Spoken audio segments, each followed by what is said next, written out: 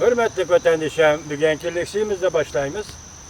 Amerika Simliq televiziyası Cungo'nun payçak bazarı, Gretsiyanın payçak bazarı qaraganda dünyani köp endişigi salıdı dedi mavzulu haber 7. ayının 6. günü Venüye torbitida e'lon qilindi.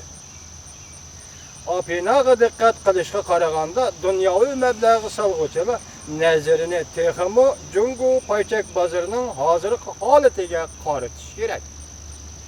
Bu iş 1 milyard 400 milyon nüfusning turmushiga ve dünya bo'yicha ikinci dereceli iqtisod davlatining milliy daromadiga bog'liq ish. Simliq televiziya mundaq hisobladi. Shanxayda, Shenzhen shahrida paychakning bahosi umumyuzlik tushib ketdi. Shuning uchun Jungoning paychak bozori bundan burun mozg'ab holatda turganligidan gumonlanishga bo'lmaydi.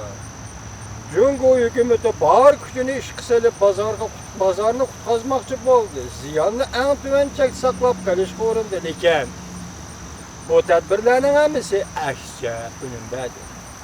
Jungo o'tgan haftaning oxirida bayonot e'lon qilib, Jungo Xalq bankisining fondliq almashtirish pul muomala shirkatiga harakatchan qo'llash bilan yordam qiladiganligini bildirdi.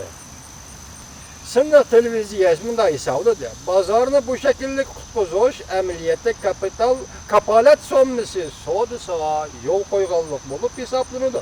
Undaqda bundoq savdoning xatarini mo'lcharlash sana mana qiyinga to'xtaydi dedi. Mablag' solg'uvchilarning Jungoning paychak bozoriga ishonchning kamlab ketishiga ergishib, Jungo paychak bozorining ahvoli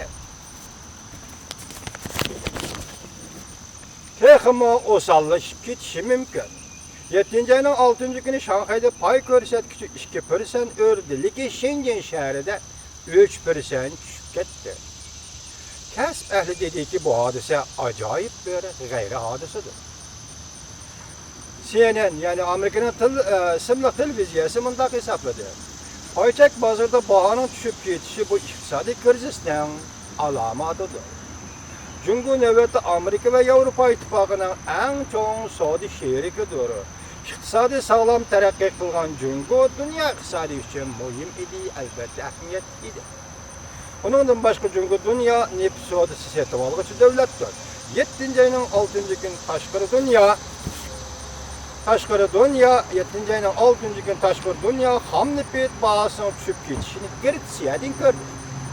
Lekin Simliq televiziya tahlilchilarining ko'z qarashlarini naql keltirib mundaq hisobladi. Balki xalqaro ham neftning bahosi Jungo iqtisodiy ahvolining ta'siriga ko'proq uchragan bo'lishi mumkin.